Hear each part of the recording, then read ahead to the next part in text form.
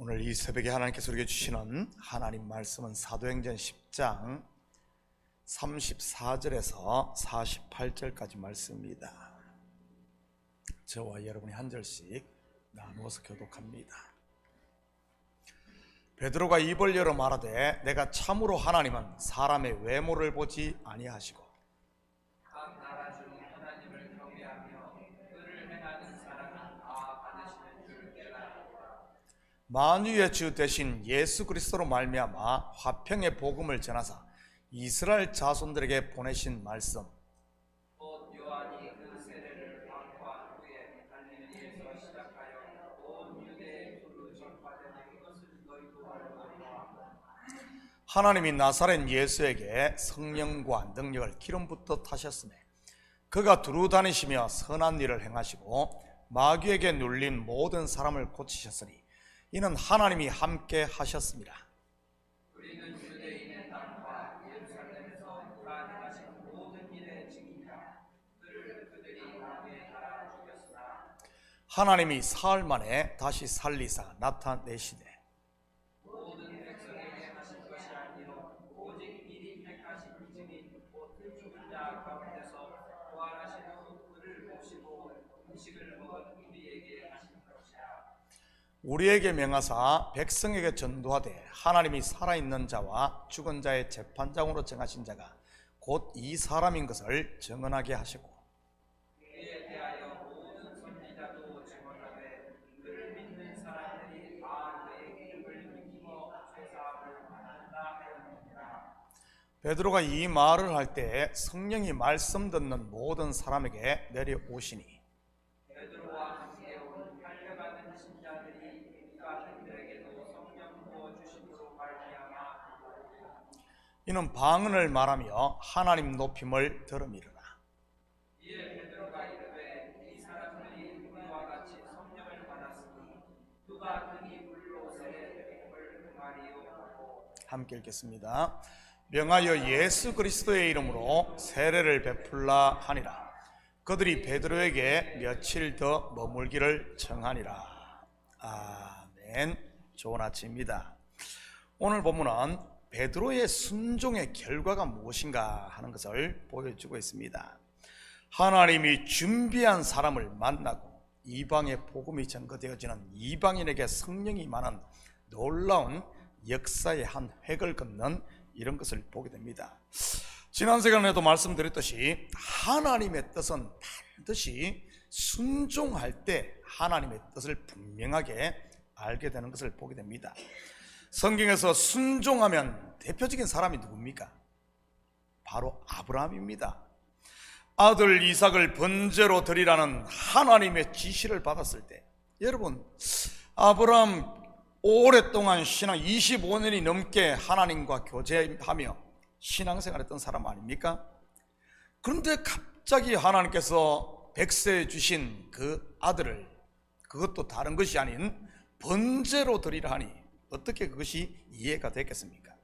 여러분, 상식적으로 봐도 인신 제사는 하나님께 드리는 제사가 아니라 당시 몰렉에게 드리는 우상 제사였습니다. 그뿐만 아니라 백세의 약속으로 주신 자녀, 그리고 그 자녀가 하늘의 별처럼 바다의 모래알처럼 많겠다고 약속을 했는데 이 아이를 한 10여 세쯤 되었을 때 번제로 잡아 바치라니 아무리 머리를 굴리고 연구를 하고 해도 이해할 수 없었을 겁니다. 그때 어떻게 했습니까? 아브라함이 3일간을 걸으며 하나님 앞에 온전히 순종합니다. 성경에서 3일 길을 걷는다는 말은 어떤 의미인가 하면 자기 부인과 관계되어 있습니다. 내가 죽는 것을 말합니다. 요나도 3일 동안 물고기 뱃속에 있으면서 자기 생각, 자기 상식, 자기 경험이 다 죽지 않습니까? 예수님께서 3일 동안 무덤에 있었다는 의미도 같은 것이고요. 완전한 죽음. 아브라함이 자기가 죽자 어떻게 됩니까? 하나님의 말씀만 온전히 의지하고 순종합니다. 그럴 때 어떤 역사가 나타납니까? 죽은 자를 다시 찾는 부활의 이 새 역사를 맞이하지 않습니까? 하나님의 뜻을 발견하게 되는 것이지. 여러분, 순종 없이는 절대 하나님의 뜻을 알 수가 없는 겁니다. 믿음이란 게 뭐겠어요? 믿는다는 것이. 다 보여주고 가라 그러면 왜 믿음이 필요하겠습니까? 돈을 주면은 헌금하겠다. 돈 주고 헌금 못하는 그게 믿음입니까? 아닙니다. 믿음의 세계는 항상 보이지 않는, 그래서 전적으로 나를 부인하고 하나님만 의지할 때 그때 분명한 세계가 열려진다는 사실입니다. 그래서 우리가 기도해서 다 뭐 응답받고 가는 것 같지만 그러지 않아요. 응답은 다른 것이 아닙니다. 내 속에 확신이 드는 것, 이제 하나님 앞에 내려놓을 수 있는 것, 나를 포기하는 것, 그게 응답입니다. 우리가 응답 그러면은 뭐 다 이루어지면은 한다는, 그건 아니에요. 저도 목회를 오래 하면 기도하면서 보면서 언제 응답을 확신하는 줄 압니까? 내가 붙들고 있던 모든 것을 내려놓을 때, 일이 내 일이 아니구나, 하나님의 일이구나 하는 그 생각. 왜 내가 이 문제를 고민하고 있지? 하나님이 계신데, 다시 말해 하나님의 살아계심이 내 속에 확신되어질 때, 내가 나를 포기할 때, 그때 딱 마음이 어떤 줄 압니까? 그렇게 걱정되어지고 근심하면서 짊어지고 지고 있던 짐이 기도하면서 그것이 한순간 내려놓게 됩니다. 자유하게 됩니다. 그러면 확신하죠. 하나님이 일하시는구나. 아니나 다를까, 그러면 그 문제에서 내가 자유로워지고 그때부터는 하나님이 일하시는 것을 보게 됩니다. 이게 바로 응답이에요. 그래서 이런 응답들은 언제 일어나는가? 바로 순종할 때 일어난다는 사실입니다. 오늘 본문에 보니까 베드로가 순종할 때 이제는 하나님의 역사를 보게 됩니다. 역사를 보게 돼요. 오늘 역사를 보자. 역사를 보고 고넬료 가정에 준비된 그들을 보고 가서 봤을 때 보니까 다 준비된 무르익은 곡식이 익은 그 사실을 하나님이 준비시킨 사실을 보게 됩니다. 그들에게 무엇을 합니까? 바로 하나님의 말씀, 복음을 전합니다. 그렇다면 복음의 핵심이 뭔지 볼까요? 39절 40절입니다. 우리는 유대인의 땅과 예루살렘에서 그가 행하신 모든 일의 증인이라. 유대 땅 예루살렘, 지금 복음이 전파되어지고 사마리아가 증거되어지고 이제는 이방으로 복음이 그를 그들이 나무에 달아 죽였으나 하나님이 사흘 만에 다시 살리사 나타내시되, 바로 십자가와 부활임을 보게 됩니다. 그런데 더 강조한 것이 예수 그리스도의 부활인 것이지. 여러분, 십자가가 뭡니까? 십자가가 뭐예요? 예수 그리스도의 지금 십자가를 통해서 바로 제사함이 임하지 않습니까? 여러분, 기독교는 부활의 종교입니다.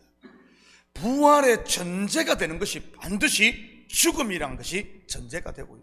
죽지 않고 어떻게 부활합니까? 예수 그리스도가 죽으시고 부활하였듯이, 그렇다면 우리에게 임하는 죽음은 뭡니까? 내가 그리스도와 함께 십자가에 못 박히는, 바로 나는 죄인입니다 하는 고백, 회개할 때 내가 죽는 겁니다. 우리 법정에서 보면 죄를 자백하면 어떻게 됩니까? 예를 들어 내가 죽을, 사형받을 죄를 지었어. 근데 그 죄를 내가 자백해. 그러면 판결이 내려집니다. 자백보다 더 확실한 게 어디 있어요? 그래서 판결이 내려지죠. 그런데 그 판결, 사형 선고를 냈는데 그 사형을 예수님께서 우리 대신에 받은 것 아닙니까? 그러면서 우리에게는 죄삼, 죄 없다. 왜냐하면 벌써 사형 판결을 냈는데 그 사형 판결이 벌써 확정되고 누군가 그 값을 지불했으니까 죄삼이 임하는 겁니다. 반드시 우리의 죄 고백하지 않고는, 자백하지 않고는, 회개하지 않고는 여전히 우리가 죄 가운데 있게 되는 겁니다. 요한 1서에 보면은 죄 없다는 것, 죄 없다, 나는 죄 없어, 나는 완전해 하는 것은 여전히 죄 가운데 있는 것이라는 것을 이야기해 주고 있습니다. 그래서 성도는 항상 어떤가 하면은 내가 죄를 자백하고 나의 연약함, 내가 죄인임을 고백할 때마다 어떤 일이 나는 줄 압니까?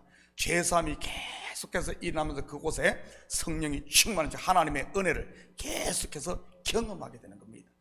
그런데 내 죄를 꽁꽁 숨기며 나는 이것도 했고 저것도 했고 나는 완전해, 이런 사람에게는 은혜라는 것을 경험할 수가 없죠.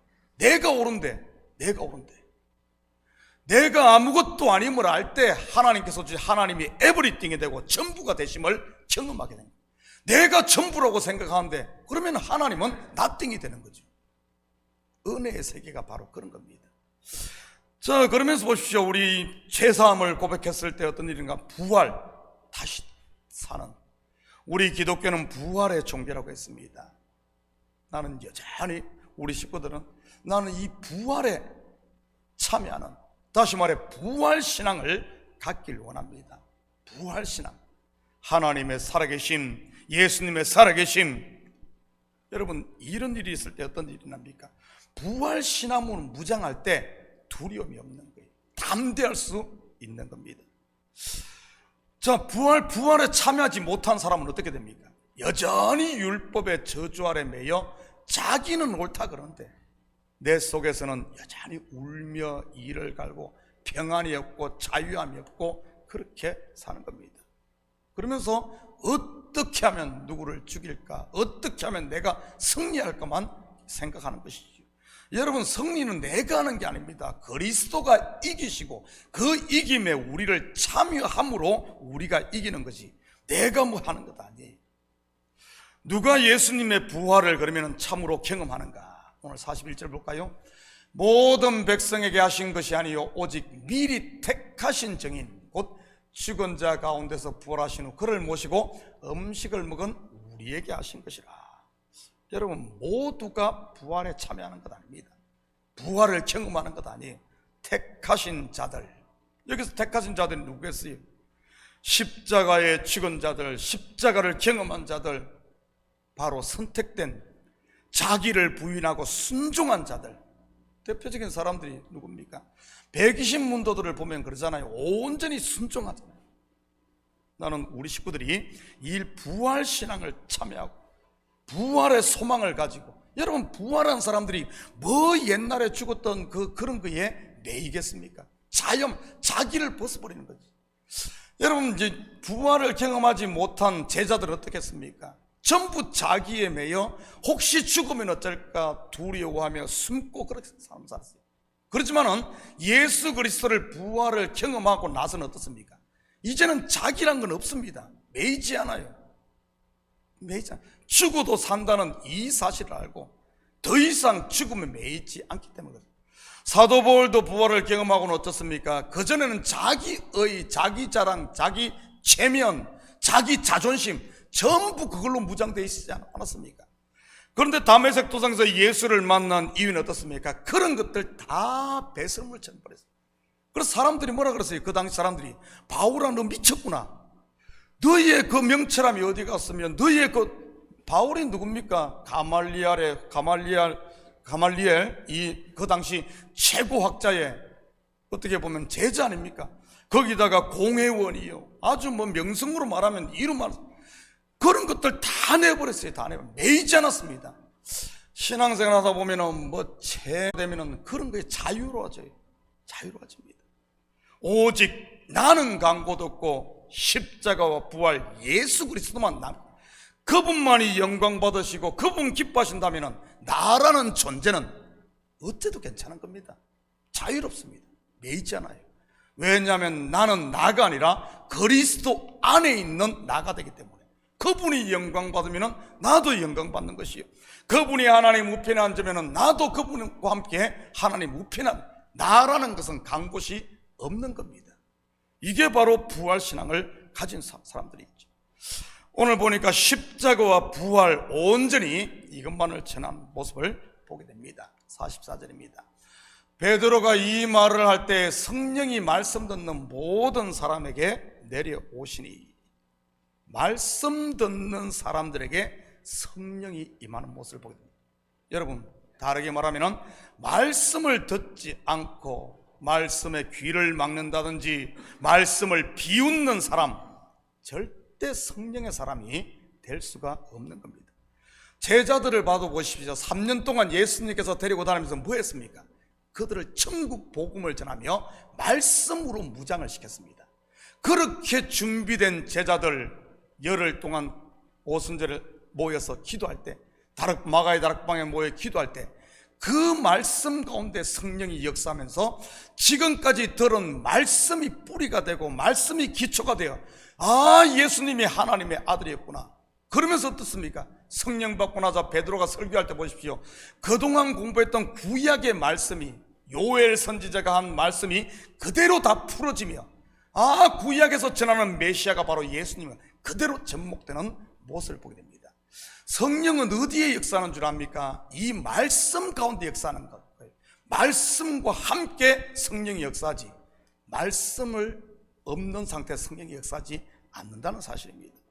나는 우리 식구들이 이 말씀 듣기를 사모하시, 이 시대 보면은 사람들이 성경이 너무 모든 것이 빨리빨리 하다 보니까 말씀 듣는 것을 게을리합니다. 그러면서 이렇게 자극적인 것, 이런 것을 예배로만 생각하는데 절대 그렇지 않아요.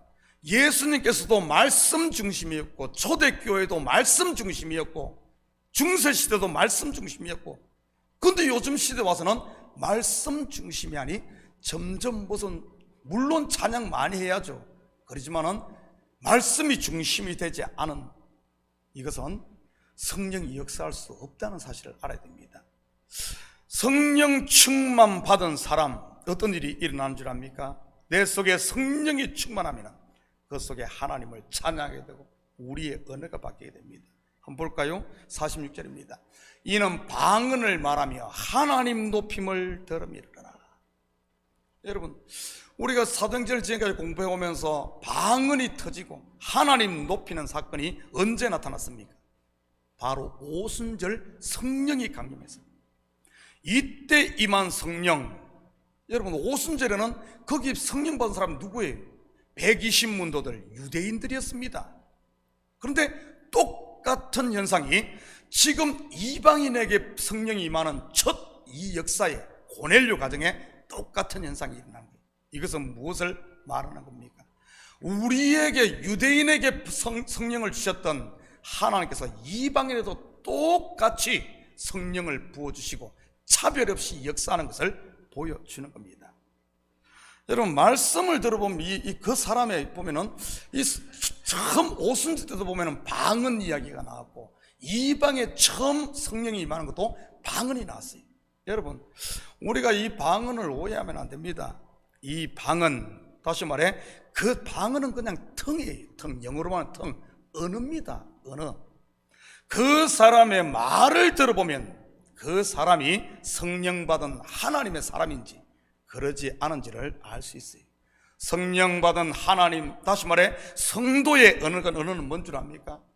골로새서에 보면은 시와 찬미와 신령한 노래를 부르며 서로 감사하는 말을 합니다.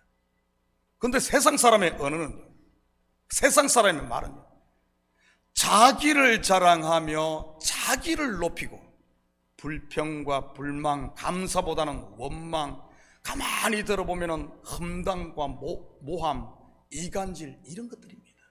그러면서 자기를 높이는 거예요. 그래서 그런 사람들의 이야기를 듣다 보면 어떤 줄 압니까? 내 마음에도 그런 가라지, 말의 가라지가 뿌려져 평안하던 마음에 폭풍이 일어나고, 이런 거예요. 그리고 그 맺히는 열매가 뭡니까? 분열과 분쟁과 이런 것들을 일으키는 거예요. 분명하게 드러납니다. 처음에는 아닌 것 같은데, 처음에는 막 기분 좋은 것 같은데 지나고 보면 다 알아요. 자기 자신 압니다. 내 마음에 기쁨과 감사와 평강이 있는지. 그 사람 만나고 오니까 사람이 불신이 생기고 불만이 생기고 원망이 생기고 자꾸 서운함이 들고 다 아는 거예요. 언어를 보면 알 수가 있습니다. 나는 우리 식구들이 성령 받은 사람, 하나님의 백성, 성도들과 함께 할 수 있기를 축복합니다. 그러면 어쩐 줄 압니까? 시와 찬미와 신령한 노래를 부르며 내 속에 근심이 있다가도 그런 사람들과 함께 하다 보면 그런 것들은 사라지고 하나님을 바라보며 하나님을 의지하다 보니까 내 속에 다시 성령으로 충만해지는, 은혜로 충만해지는, 그러면서 내 속에 자라려고 하는 가라지가 자라지 못하는 이런 역사가 일어나는 겁니다. 47절 48절입니다. 이에 베드로가 이르되 이 사람들이 우리와 같이 성령을 받았으니 누가 능히 물로 세례 베품을 금하리요 하고 명하여 예수 그리스도의 이름으로 세례를 베풀라 하니라. 그들이 베드로에게 며칠 더 머물기를 청하니라. 신학교 가서 공부하다 보면은 성령 세례가 먼저냐 물 세례가 먼저냐 하면서 막 논쟁들 벌입니다. 여러분, 아무 의미 없어요. 아무 의미 없어. 고넬료의 가정은 성령 세례가 먼저 임하는 것을 보게 됩니다. 그리고 다음에 물 세례를 줍니다. 그런데 사도행전의 다른 부분을 보면은 먼저 말씀을 듣고 물 세례를 받고 나중에 사도들이 와서 안수하니까 성령 세례를 받는 경우도 있습니다. 아무 의미 없어요. 이게 먼저일 수도 있고 저게 먼저일 수도 있습니다. 아무튼 고넬료 가정에는 이 성령 세례가 먼저 임하고 그리고 물 세례를 줍니다. 여러분, 물 세례를 주는 의미가 뭐겠어요? 공적으로 이들은 하나님의 자녀임을 선포하는 행위입니다. 이방인도 하나님의 자녀가 되었음을 공적으로 선포하는, 그것도 누가 합니까? 제자 중에서도 수제자인 베드로가 그것을 공적으로 선포를 해버립니다. 이 문제가 왜 중요한 줄 압니까? 나중에 사도 바울을 통해서도 그러고 이방에 막 복음이 전거되니까 예루살렘에 문제가 생깁니다. 유대파 뭡니까? 히브리파 이 기독교인들이 문제를 제기했습니다. 어떻게 이방인들이 저럴 수 있냐?